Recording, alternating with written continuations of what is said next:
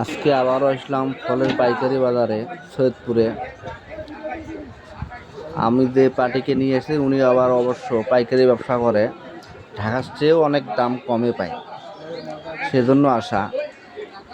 তো এই যে দেখেন কন্টেনার দাঁড় করা রাখছে, ওখান থেকে মানুষ দূর দূরান্ত থেকে মানুষ এসে ফল বেছে বেছে নেবে। এই যে সামনে একটা গাড়ি, এখানে আপেল, ওই একটা গাড়ি আসতেছে ফল নেওয়ার জন্য।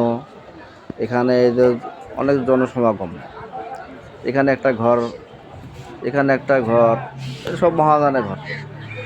এটা হলো বিসমিল্লাহ ফল ভান্ডার, অনেক বড়।